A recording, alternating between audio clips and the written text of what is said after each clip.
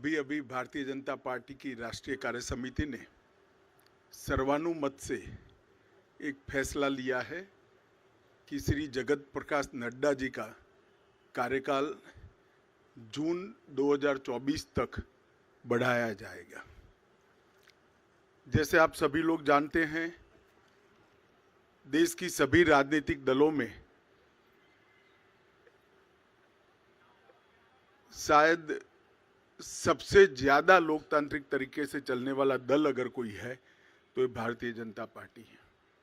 जनसंघ की स्थापना से लेकर आज तक भारतीय जनता पार्टी में हमेशा बूथ से लेकर राष्ट्रीय अध्यक्ष तक के हमारे चुनाव समय समय पर हमारे संविधान के अनुकूल होते रहे हैं और पूरी लोकतांत्रिक पद्धति से चुनाव के अधिकारियों की नियुक्ति होती है, मतदाता सूची बनती है और फिर चुनाव का शुरुआत होता है। बूथ के बाद मंडल का, मंडल के बाद जिले का, जिले के बाद प्रदेश का और प्रदेश के बाद राष्ट्रीय अध्यक्ष जी का चुनाव और कार्य समिति का चुनाव होता है। परंतु ये वर्ष सदस्यता अभियान का भी वर्ष है और हर साल हम चुनाव के पहले नई सदस्यता करते हैं। हमारी सदस्यता कार्यकाल 6 साल का होता है। 6 साल जब समाप्त होते हैं तब पूरी सदस्यता नए सिरे से होती है और जब 6 साल नहीं होते हैं तब इसमें सदस्यों की बढ़ोतरी के साथ बूथ को, मंडल को और जिले को वैधानिक मान्यता मिलती है। कोविड की महामारी के कारण ये सदस्यता का हमारा अभियान समय पर हो नहीं पाया और जब सदस्यता नहीं होती है, बूथ से राष्ट्रीय अध्यक्ष तक के बाकी के चुनाव नहीं होते हैं, तब राष्ट्रीय अध्यक्ष चुनना संवैधानिक रूप से संभव ही नहीं है। कई बार भूतकाल में भी इस प्रकार के अलग अलग मौकों के कारण राष्ट्रीय अध्यक्ष के कार्यकाल को एक्सटेंशन दिया गया। इसी परंपरा का अनुसरण करते हुए श्री जगत प्रकाश नड्डा जी को राष्ट्रीय कार्यकारिणी ने आज सर्वानुमत प्रस्ताव किया है।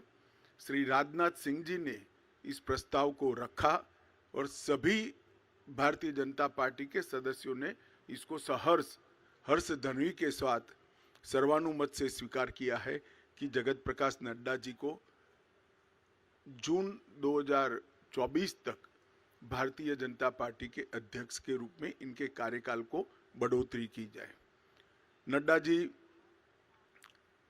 20 जनवरी 2020 को राष्ट्रीय अध्यक्ष बने। अध्यक्ष बनने के बाद इस सदी की सबसे बड़ी महामारी, वैसे देखें तो 20वीं सदी की भी सबसे बड़ी महामारी कोविड का सामना पूरे देश को करना पड़ा। क्योंकि देश की कई राज्य सरकारें और केंद्र में भारतीय जनता पार्टी की सरकार होने के कारण स्वाभाविक रूप से इस महामारी का सामना करने में भारतीय जनता पार्टी के संगठन की भूमिका बहुत अहम हो जाती है। नड्डा जी के नेतृत्व में भारतीय जनता पार्टी का पूरा संगठन बूथ से लेकर राष्ट्रीय स्तर पर सेवा ही संगठन है, इस मंत्र के साथ काम में जुटा।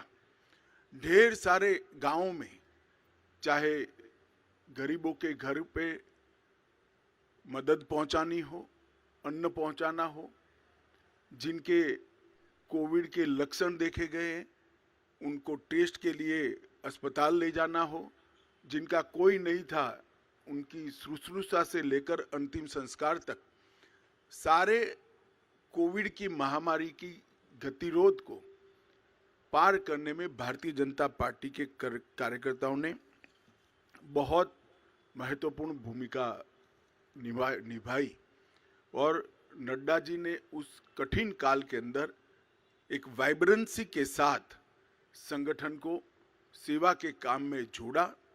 और मैं तो आप सबको आग्रह करता हूं कि हमारा जो डॉक्यूमेंटेशन है, सेवा ही संगठन है, इस सूत्र का, उसको आप जरूर देखिए। तो आश्चर्यजनक तरीके से एक राजनीतिक दल का संगठन किस प्रकार से महामारी में सेवा कर सकता है, उसका ज्वलंत उदाहरण भारतीय जनता पार्टी ने नड्डा जी के अध्यक्षता में देश के सामने रखा, दुनिया के सामने भी रखा।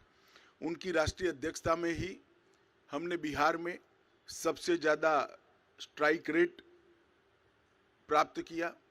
महाराष्ट्र में भी एनडीए को गिन लें तो हम फिर से चुन कर आए। हरियाणा में भी हमारी सरकार बनी। इसके बाद उत्तर प्रदेश, उत्तराखंड, मणिपुर, आसाम, गुजरात, इस सब जगह भारतीय जनता पार्टी ने एक बहुत बड़ी सफलता हासिल की है। बंगाल के अंदर भारतीय जनता पार्टी ने 3 सीट से 77 सीट का बहुत बड़ा फासला एक ही 5 साल में तय किया और हम तमिलनाडु और दक्षिण के राज्यों में भी, तेलंगाना में भी एक ताकत बनकर धीरे धीरे सैन उभर कर आ रहे हैं। उत्तर पूर्व के सभी राज्यों में हमारी सरकारें तो बनी थी, परंतु संगठन का विस्तार बाकी था। नड्डा जी की अध्यक्षता में हमने उत्तर पूर्व के नॉर्थ ईस्ट के सभी राज्यों में संगठन को नीचे पहुंचाने में हमने बहुत बड़ी सफलता प्राप्त की है। गोवा में भी हम हैट्रिक लगाकर तीसरी बार और पहली बार पूर्ण बहुमत की सरकार बनाने में हम सफल हुए। जैसा आप सब जानते हैं, गुजरात के अंदर 156 सीटों के साथ गुजरात ने चुनाव के सभी रिकॉर्ड तोड़ते हुए 53% मत और 156 सीटों के साथ हमने प्रचंड विजय हासिल किया। हमारे चैनल को लाइक, शेयर और सब्सक्राइब जरूर करें और नई अपडेट्स के लिए बेल आइकन दबाना ना भूलें।